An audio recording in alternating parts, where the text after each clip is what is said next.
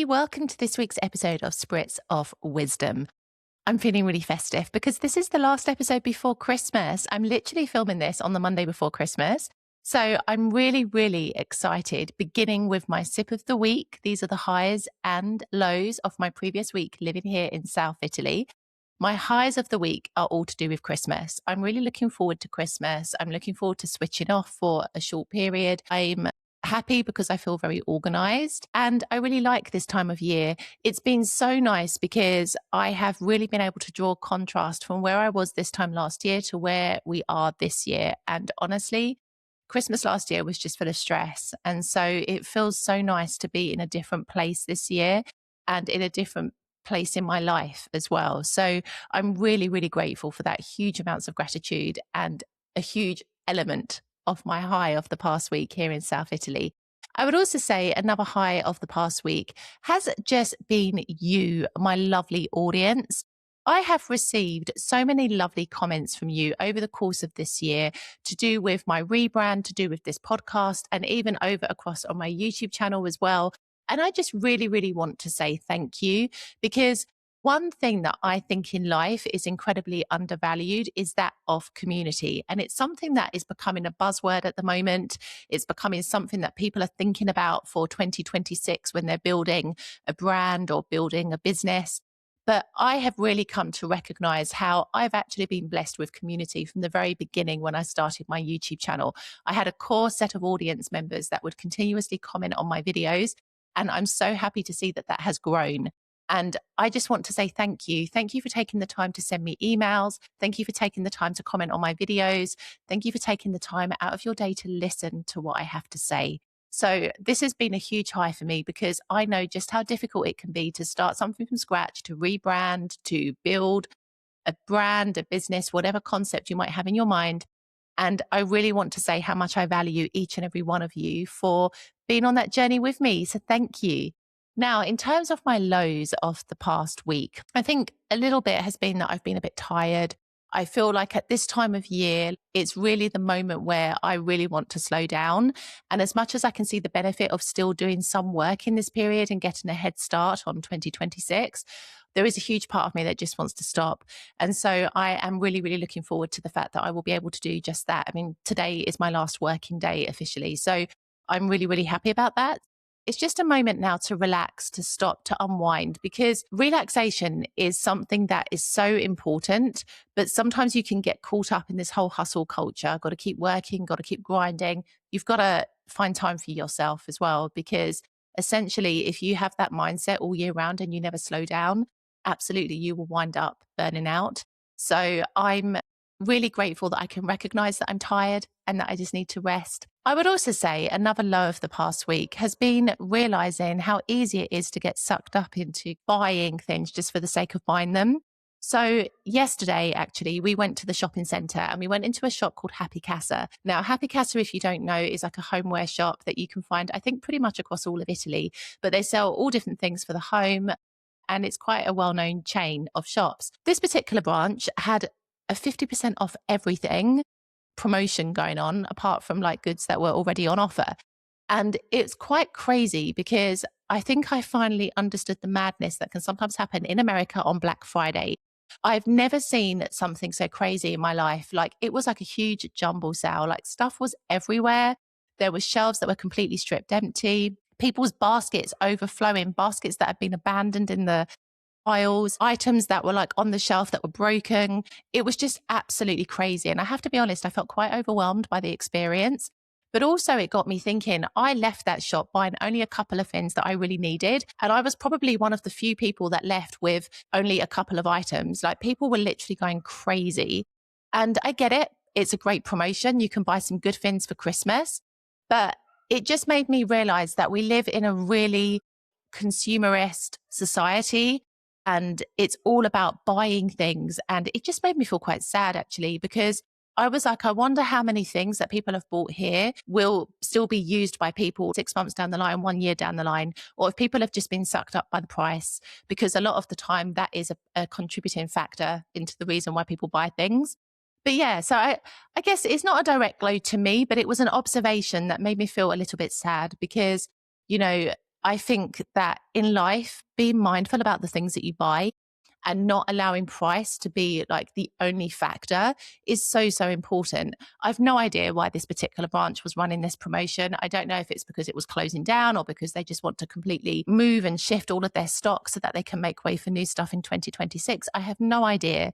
But it just made me realize that as humans, sometimes we can, in a way, be like scavengers when it comes to like deals and bargains and buying things cheaply. Sometimes it's not done in a very elegant way. And I think that that really highlighted it for me yesterday. So let's move into the full part of today's episode. Today, we are focusing on the things that I got right in Italy in 2026. Last week, I recorded the things that I got wrong in Italy in 2026. We are flipping it on its head and talking about the positive aspects. And really, the central theme that this episode revolves around is that I knew when to change things. And this kind of divides into a few different subcategories. But essentially, knowing when to change has been the central thing that I have got right in 2026. The first subcategory that this kind of covers is that I knew when to change where we lived and to change our life. So if you don't already know, we were living in Palermo this time last year. And, my boyfriend was struggling with work. It was a really, really difficult period for us. And I would say that we didn't really have any moments of peace in the whole 2.5 years that we lived there because his work situation was so up and down. He wasn't really able to find anything steady the whole time that we were there. And so it's interesting because knowing when to change area really has radically transformed my life. Knowing to have the courage to move back to the Salerno province so that my boyfriend could have a steady job and that we could actually improve our lives has been one of the best decisions that I have ever made. But it takes courage to make those kinds of changes. I think when you decide to relocate or you decide to do something different to what you'd originally planned, so many of us get stuck in the fact that we've invested a lot of money into what we're doing at the moment, or a lot of time or effort, or that we've got our reputation to manage. I really think sometimes that we get stuck in situations that are no longer serving us because we allow the things that we have put into that situation to keep us there. But even though we had invested a lot of money into the initial move from Salerno to Palermo, because trust me, moving in Italy is actually pretty expensive, I think. But especially if you're moving from the mainland to an island as well, that really makes the price increase. But I think, despite all of those aspects, despite the fact that we had set our life up there, despite the fact that, we had moved back so that my boyfriend could indeed be closer to his friends and family, it was absolutely the right decision to come back. And sometimes you just have to look at those moments in life and find the clues that tell you that, it was a chapter in your life. It was a season, but it wasn't necessarily where you were meant to stay forever. And in a way, I feel like that experience has shown me that, as I've spoken about all year, your environment really is everything. Even if my boyfriend had found a steady job in Palermo, was I really happy there on a kind of deeper level? Not really. Like, Palermo is a beautiful city. I'm not here to bash Palermo. I think it's a great place. I love it. And I will look forward to continuing to visit it year upon year. But to live there is something entirely different. And I found like the disorganization, the slowness, the somewhat chaoticness of that place very difficult with my personal character. So I prefer like order, organization, things like this. And I didn't really find that in Palermo. So I think for me personally, it didn't work for me to live there as a city, even beyond the work situation for my boyfriend. So I think just knowing to change things up can really help you to live a much better life and also to feel better within yourself too. The other aspect that I have known to change this year has been the way that I manage this brand. Like, I put so much pressure on myself. And I think a lot of it was because I really wanted to build something and to have meaning with what I do. But I've been posting pretty much for over a year now, 2 long form videos a week on YouTube, often some shorts, community posts, a few Instagram posts here and there, a podcast, and also like a newsletter, website, digital products. Wow. And it's just been me. And also I work full time as well. And I just think I've put so much pressure on myself to build something that actually I've just realized as we've closed off this year that I've just got a bit too much on my plate.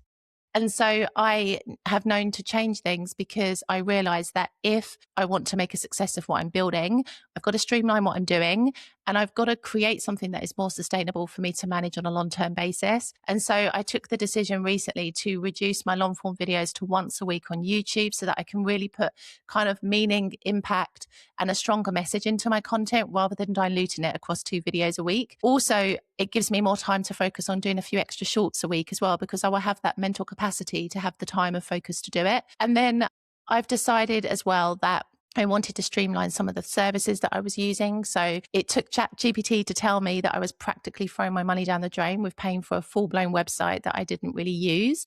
So I've taken the decision to change that. And that was a really good decision as well, because I've drastically slashed the costs that I'm paying for it. And I have essentially just all I needed, which was a landing page with links to everything that I do. And I just took some other decisions this year as well, like delaying the launch of my community. For those of you who want to live here in Italy, I'm kind of moving away from expat as a term, because expat is just full of connotations. And I've spoken about it before. I've recorded videos on my channel to say that I clearly am an immigrant, but on paper, I'm also an expat, because if you try to research what life here is like in Italy, you come across so-called expat forums on Facebook and on the internet. So clearly I sit somewhere very firmly in the middle, but essentially I want to focus more on the sense of community. So it doesn't matter to me if you plan to live in Italy on a short-term basis, on a long-term basis. I want to create a space that can support you. And so I took the decision to delay the launch of that because I just wasn't ready. I didn't have the time. I hadn't created something that I felt proud of. And I'm so glad I waited, because in the time that it took me to wait, I actually found a much better platform to host the community on. And this was a platform that I'd originally looked at before, but the cost per month was extortionate. And I was like, I don't think I want to invest that money at the beginning when I don't even really know how this community is going to really go.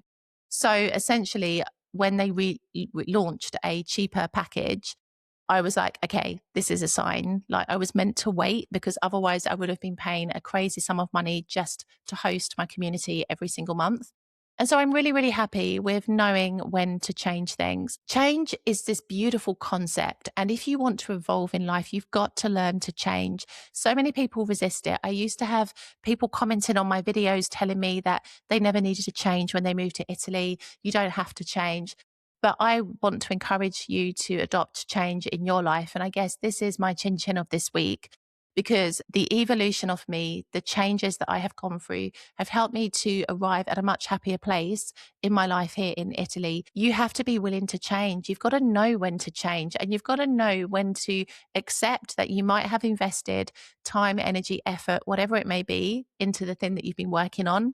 But if it isn't progressing, if it's not making you happy, trust me, those other aspects are going to deplete you a lot more than the realization that you might have lost money, time, effort, energy, whatever it may be. So I guess this is it. As I wrap up my last episode before Christmas, I really want to encourage you to take a look at your life. It's a time of beautiful reflection, and think about those areas of your life that are no longer making you happy, or you wish could look a little different, and decide if there is something that you can do about it. Because I promise you, having the courage to change things, it can radically improve your life. And I'm sitting here now living proof of that.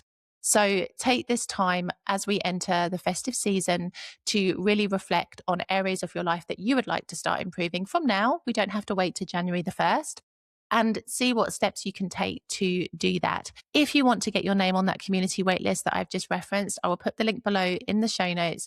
And stay tuned for my very last episode of 2025 next week, where I will be reflecting on the vision board that I had for this year, what came true, what didn't, and what 2026 is shaping up to look like.